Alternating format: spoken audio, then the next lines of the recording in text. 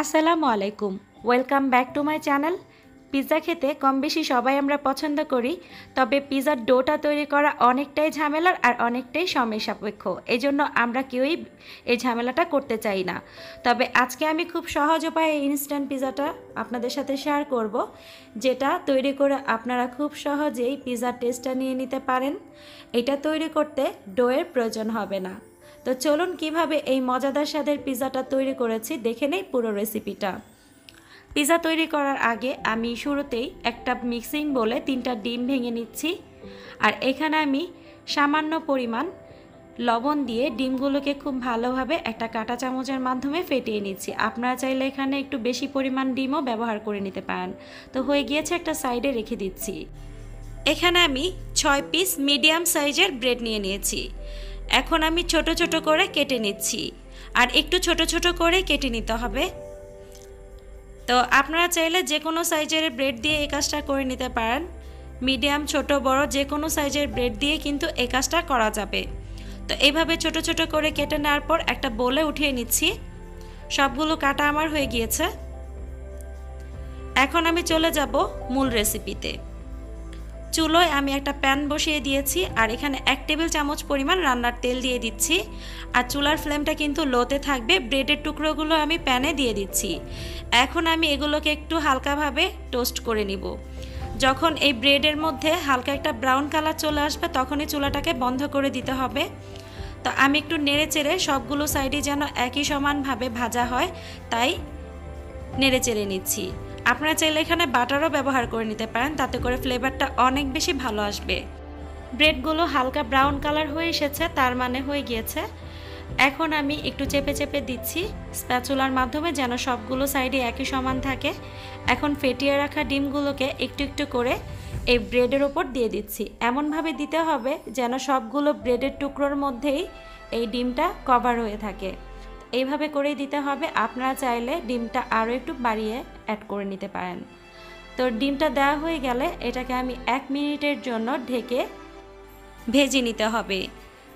চুলার ফ্লেমটা এই অবস্থাতে একদমই লোতে রাখতে হবে, নয়তো পিছনের দিকটা কিন্তু পুড়ে যাবে।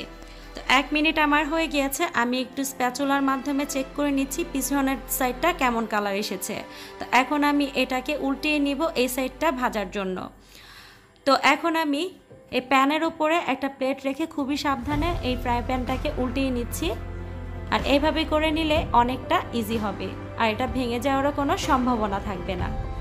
তো অপর সাইডটা ভাজার জন্য আবারও আমি 1 টেবিল চামচ পরিমাণ রান্নার তেল দিয়ে দিচ্ছি।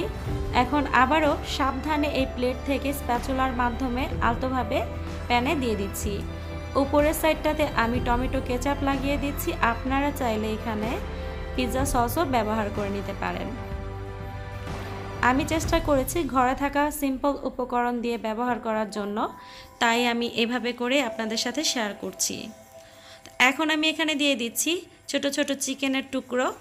চিকেনটাকে আমি খুব ভালোভাবে ধুয়ে ছোট ছোট করে কেটে হলুদ, মরিচ আর লবণ দিয়ে হালকা একটু ভেজে নিয়েছি। আপনারা চাইলে সেদ্ধ করেও নিতে পারেন, আর না চাইলে আপনারা এখানে চিকেন ব্যবহার নাও করতে পারেন। দিয়ে দিচ্ছি কিছুটা গ্রেট করা গাজর। আপনারা এখানে চাইলে যে কোনো ধরনের ভেজিটেবল ব্যবহার করে নিতে পারেন আপনাদের পছন্দ অনুযায়ী। এখানে চিজ দিয়ে দিচ্ছি। চিজটা একটু বেশি পরিমাণে দেওয়ার চেষ্টা করবেন, তাতে করে এর টেস্ট দ্বিগুণ বেড়ে যায়। দিয়ে দিচ্ছি সামান্য অরিগানো। যেহেতু এটা পিৎজা তৈরি করছি, তাই ফ্লেভারটা অনেক বেশি ভালো আসবে এই অরিগানোটা ব্যবহার করলে। আপনারা চাইলে এখানে ব্ল্যাক অলিভও ব্যবহার করতে পারেন। ঢেকে দিচ্ছি 5 মিনিটের জন্য। চুলার ফ্লেমটা একদমই লোতে থাকবে। ফিরে আসবো 5 মিনিট পর। 5 মিনিট হয়ে গিয়েছে, আর চিজটা একদমই মেল্ট হয়ে গিয়েছে। যেহেতু চিকেনটা আগে রান্না করা ছিল আর ব্রেডগুলো আগে থেকে কুক করা, তাই খুব বেশি সময়ের প্রয়োজন হবে না। আশা করি সহজ লেগেছে আমার এই রেসিপিটা। সহজ লাগলে চ্যানেলটিকে সাবস্ক্রাইব করতে কিন্তু ভুলবেন না। লাইক, কমেন্ট, শেয়ার করে আমাকে সাপোর্ট করবেন। আর এরকম নিত্য নতুন রেসিপি পেতে হলে বেল আইকনে ক্লিক করে রাখতে হবে। আর এখন আমি একটু দেখিয়ে দিচ্ছি পিৎজাটা কেটে এটা কতটা পারফেক্ট হয়েছে। আপনারা যদি বাড়িতে এভাবে করে পিৎজা তৈরি করেন, কেউ বুঝতেই পারবে না যে এটা ব্রেড দিয়ে তৈরি। খুবই সহজভাবে আপনাদের সাথে শেয়ার করেছি। আশা করি রেসিপিটি ভালো লেগেছে, আর ভালো লাগলে অবশ্যই একটা লাইক করে দিবেন। যখনই ইচ্ছা করবে পিৎজা খেতে তখনই আমার এই ইনস্ট্যান্ট উপায়ে পিৎজা তৈরি করে খেয়ে ফেলতে পারবেন, কারণ এটা তৈরি করতে অনেক বেশি সময়েরও প্রয়োজন হবে না আর অনেক বেশি ঝামেলারও হবে না। তাই আশা করব রেসিপিটি আপনাদের অনেক বেশি উপকারে আসবে।